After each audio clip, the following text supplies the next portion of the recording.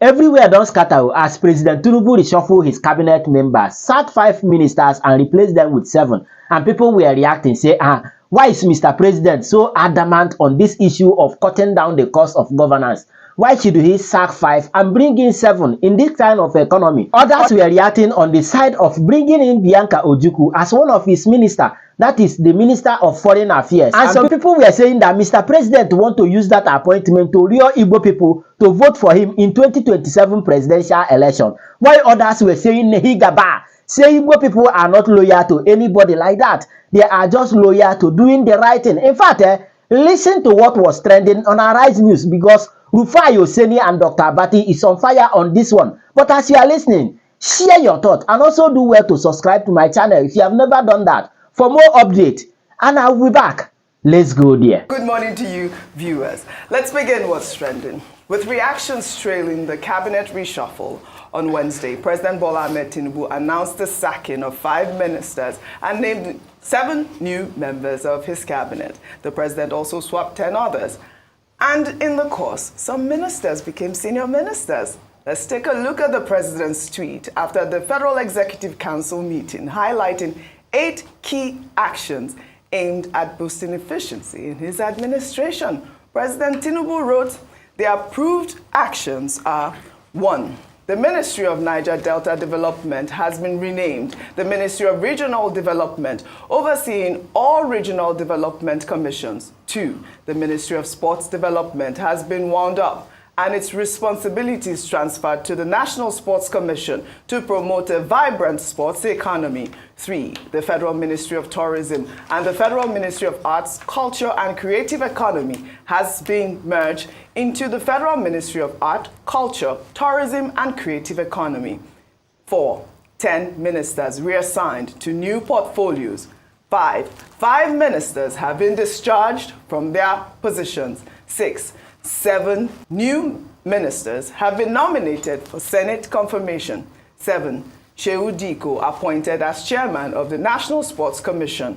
8. Sunday Dari appointed as special advisor to the President on Public Communication and Orientation under the Federal Ministry of Information and National Orientation. Well, I thank the outgoing members of the Federal Executive Council for their service to the nation and wish them the best in their future endeavors. Tinubu also said, I told the newly appointed ministers as well as their reassigned colleagues to see their appointment as a call to serve the nation. A lot of reactions have trailed this. I believe you guys just spoke with Amaju Pinnick. I missed that conversation about, the reassignment of the sports ministry. I'd love to hear about that. But a lot of people have, shared their views on these affected ministers. But let me talk about the affected ministers. Well, the affected ministers include the Minister of Women Affairs, Uju Kennedy Ohaneye, the Minister of Tourism, Lola Adejon, the Minister of Youth Development, Jamila Bio Ibrahim, the Minister of Education, Tai Maman, and the Minister of State Housing and Urban Development, Abdullahi Mamad Gwazo. Well, the sacked Minister of Women Affairs, Uju Kennedy Ohaneye, who topped the list of the major casualty of Tinubu's cabinet reshuffle, was quite controversial during her tenure.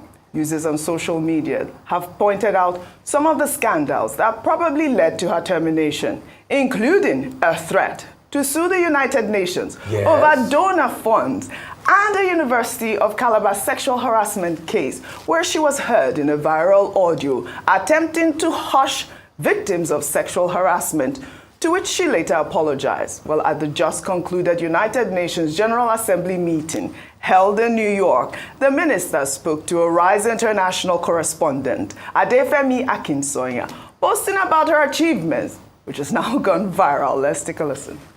If I didn't have the support of Mr. President, who born you? I would have been sacked by now. That's what normally presidents do. But I've been taking giant steps, challenging issues that are not right to me concerning my job, and nothing has happened to me. So I came here actually for change of plans. I am going to fight it until I achieve it. As I speak to you, I've done it with UNICEF. UN Women is coming. I will make it so difficult for anyone to work in our country with the kind of way they've been working before now. Things must have to change. The narratives must change. So I came here just specifically on this because I was here last year. I went home with nothing. Most countries that come here, they go home with nothing as far as I'm concerned. If anybody has achieved anything, they should let me know. So we have to start achieving something. How do we start achieving something? By changing the action plan so that the former action plan they were using, which was fetching us nothing, will be changed to focus on who we are and what we can benefit from, what can impact on our people, and change the narratives for them so that the poor will start breathing, which is mainly the president's renewed hope agenda. Well, unfortunately, Action Minister has been sacked. And like I read in the message there, a lot of people have said the reason why she was probably terminated, including suing the UN. For me, that was number one. I just didn't understand what that was. Let me just take this reaction from Anonymous. This person wrote, I hope Uju Ohaneye will not sue Tinubu for sacking her. If she can sue UN and Arise News, will she actually sue?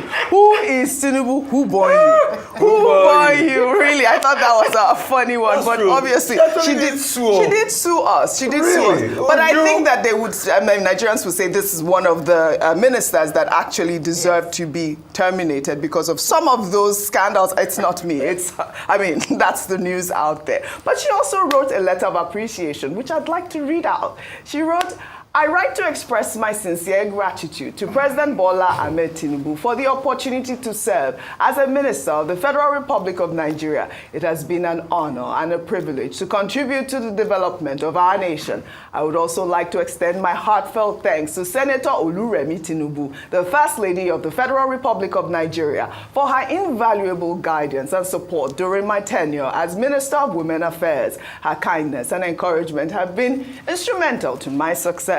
To the people of Nigeria, I am deeply grateful for your unwavering support. Your trust and confidence in me have been a constant source of inspiration. I remain committed to serving my country and will continue to do my utmost to contribute to its progress and prosperity. I thought that was a very well-written letter of appreciation. Rufy on fire.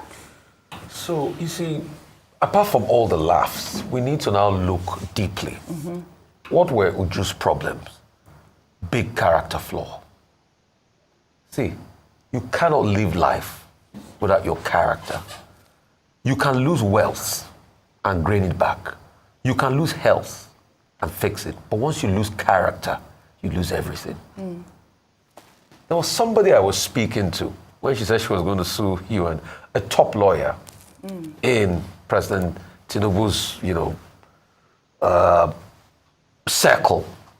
And he said he famously told the president that, your minister wants to sue the UN, would you give me the brief? That was how much of a joke she had become. And I hope she learns. Apart from everything said, I hope she's able to introspect. Because, life will throw at you more positions in the future. But what you learn from this, because she came in with a lot of promise. She did. She ran for presidency in the APC prior to now. First female candidate. She'd been doing only woman. She'd been doing a lot of charity, which I used to enjoy some of her programs on another channel then. And we thought that she was able to bring all of that to bear. But look at the Unical case. Look at even us when we have interviews. Look at how quick she was quick to sue us. Look at the character in general. I think the words of Sir Edmund Hillary is very apt for her. Sir Edmund Hillary conquered Everest. And when he was asked that you conquered this mountain so high, Sir Edmund Hillary said, I didn't conquer Everest, I conquered myself. For you to become anything great in life, you need to conquer yourself, which happens to be the character, those traits that you know that are not good about yourself. You need to introspect deeply. And that's what I'm talking about. But anyway, in good faith, she wrote a letter. Yeah, it was congratulations to the other people like Bianca and the likes of other people, Right. Well, all right. Well, There was another video that was trending about some sort of jubilation, in her ministry, but that was a fake video. I don't think anybody was jubilating. It was an old video that was circulating. I thought that I should just try to, debunk that actual video, so fake video. Because it's been trending as well. Right. People were saying that they were happy that she has gone. Right. I want to also hope that this would not deter the next Minister of Women Affairs from speaking out. Right. Because she was very vocal, even though vocal on the wrong side. But it was great to see the passion that she did the work with, and I'm hoping that the next minister would be as passionate and as vocal, but also very knowledgeable about the job. Well, fantastic. Well, also, reactions have also trailed President Bola Ahmed Tinubu's appointment of Bianca Ojukwu, widow of the late Biafra leader Chukwuemeka Ojukwu, as the new Minister of State for Foreign Affairs. Bianca, who was born to a former governor of the old Anambra State, Christian Ono, has had an illustrious diplomatic career, serving as Nigeria's ambassador to Spain from 2012 to 2015, and as the country's permanent representative to the UN Tourism Organization. She has also held key positions in various national committees and has received several awards for her contributions to diplomacy, business, and charity. Despite her achievements, a cross-section of Nigerians have expressed the view that her appointment may be political. Well, let's take some reactions. This is from Dikbo, who wrote, President Tinubu used one stone to kill 3 birds with the appointment of Bianca Ojukwu. She has held a similar role previously and did a decent job. Second, this should further unite the country. Third, it might win some folks on his side. From her zone, I wish her luck. Well, legendary Joe wrote, the beauty queen, diplomat, lawyer, business mogul, politician, and now Minister of Foreign Affairs State, Bianca Olivia Odumegu Ojukwu. When Asiwaju Bola Ahmed Tinubu goes hunting for partners in nation building, he doesn't see tribe, ethnicity, religion, or gender. Round pegs in round holes. Period. Queen Bianca may have been denied the opportunity to serve upon the soil she called home, despite sharing their tongue and being wife to their greatest son of the soil and having their children. But Asiwaju is totally blind to such sentiments and will go for the best regardless of differences. A true hallmark of a leader. Congrats, Queen. Your capacity is not in doubt. Well, Dr. Bati, over to you on the appointment of Bianca Ojukwu. Very quickly, I mean, I said earlier on this same program that if you look at her CV, because sometimes when you want to appoint people, you look at their CV. She has a degree, 2006, in international relations and diplomacy. She has worked as a senior special assistant on diaspora affairs. Yes. I think she's also been High Commissioner to Ghana. She's also been ambassador to Spain. So she has very important experience in that field. Yeah. It's not as if she's coming newly into foreign affairs. The second point to be made is that many people commenting on this, they're saying, oh, it's because she's Mrs. Ojukwu. No, oftentimes we're unfair to people. You know, it's not, people don't always, I know some people get appointments because of the politics of proximity. But the question you ask is, are they qualified? Do they have relevant experience? And I think that in the case of Mrs. Bianca Ojukwu, the answer is yes. Now, number 3 is that appointment is a very strategic one. At a time when Nigeria is trying to engage the world. Yes. And I was trying to explain that portfolio. That in the Ministry of Foreign Affairs, you have the Minister of Foreign Affairs. When it has a Minister of State, in terms of division of labor, the Minister of Foreign Affairs focuses more on the bigger things. But the Minister of State for Foreign Affairs, at least in our time, you know, the main assignment is to look at things like ECOWAS, look at African Union, look at all these development organizations with which Nigeria has relations at a multilateral level. So it's a lot of work. And you need some significant experience within that province to be able to discharge it properly. So I think that the onus now, the ball is in the court of Mrs. Ojukwu to prove herself, to prove those skeptics who say, oh, it's because she's Mrs. Ojukwu, and to let them know that, no, it's not Mrs. Ojukwu. This is Bianca Ojukwu, who just happens to be Ojukwu's wife, and who knows this job, right, who even has a degree in the field, and who understands the territory. Well, so congratulations to her. Fantastic. A good addition to the cabinet, I believe. Ayo, a quick comment on Bianca. Thank you so much, Dr. Bati, for highlighting that. And I think this applies mainly to women. When women are appointed, there's always, they explain it. Oh, it's because she's this, because she's married, it's her name, and not giving the merit. And so thank you for detailing her experience and saying that she's actually a round hole in a round peg. I saw the last tweet comment was flower. Round peg in a round.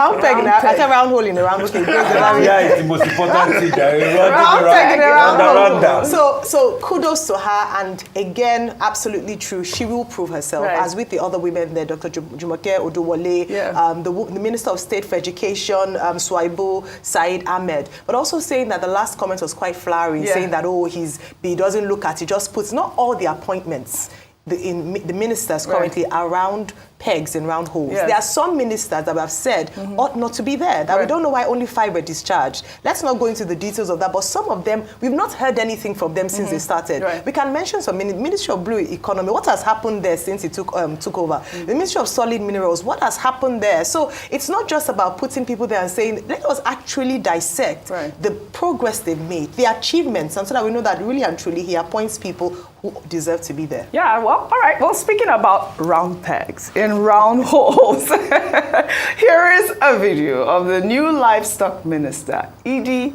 Mukta Mahia. Back in 2019, as he partnered with Wahala Group, highlighting how the company is taking farming to another level and setting the pace in the Nigerian dairy industry. I feel so happy, I feel so fulfilled.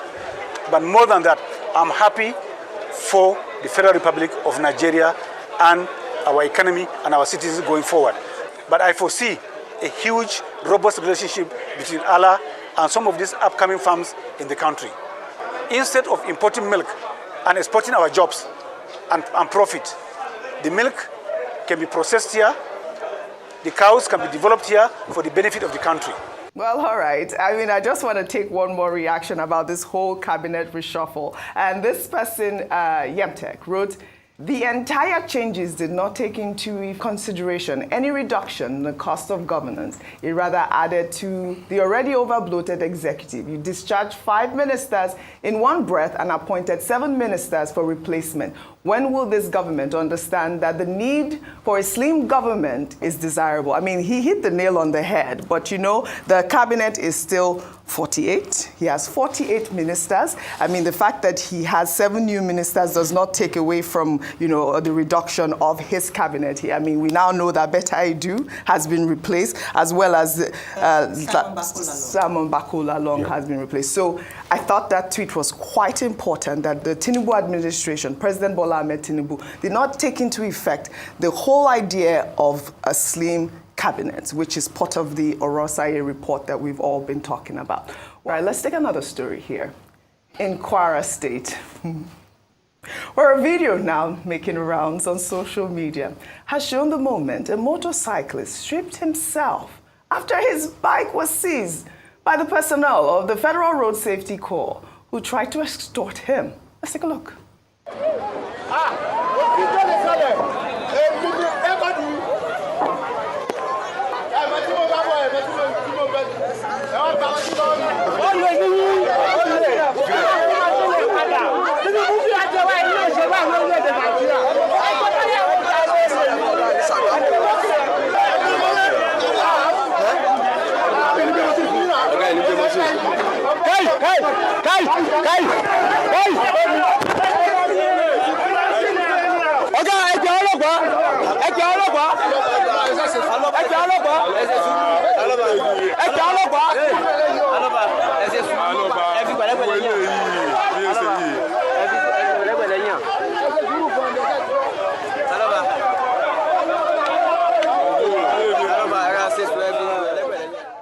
All right, Rufai, I mean, is this the frustration we're seeing in Nigeria? Well, what happened here? So let's go straight to it.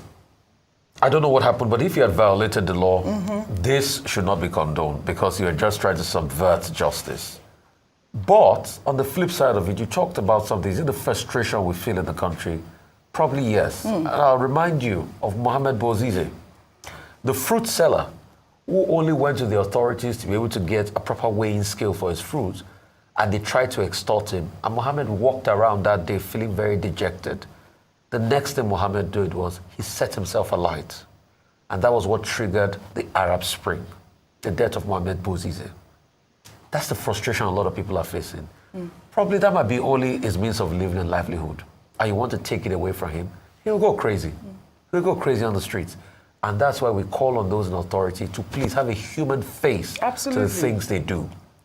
But if he had actually violated against his rights, this should not be condoned. That's just all I'm going to say here. Dr. Bati. Well, under any circumstance whatsoever, poverty cannot be an excuse for violating the laws of the land. Whether poor or rich, privileged or non-privileged, every person is answerable under the rule of law. That's number one. Number two, yes, law enforcement agencies, sometimes they can be overzealous, and they need also to check their behavior, their conduct, and stay on the path of professionalism. Number three is that the gentleman in the video that is being shown, was saying, oh, he's frustrated. Do you know what is wrong with me? We don't know what the exact offense is, yes, but there must have been a particular kind of infraction. But he further compounded his condition by stripping himself naked. Okay, stripping himself naked may be an act of protest to show that he's very sad, he's protesting. But that's another offense. Under Section 31 of the Criminal Code, you are not allowed to expose yourself indecently in public. You can't say you are angry and then you strip yourself naked. Also, under Section 26, I think there's the Violence Against Persons Prohibition Act of 2015, Section 26 thereof, does not also allow you to go and be exposing your genitalia in the public arena. So they may have taken his motorcycle, then he has even committed another offense. Maybe that was why someone was saying there, let us call the police, let us call the police. Because why the FRSC is dealing with the motorcycle issue, but the police will deal with the enforcement of this violation of, Section 231 of the Criminal Code.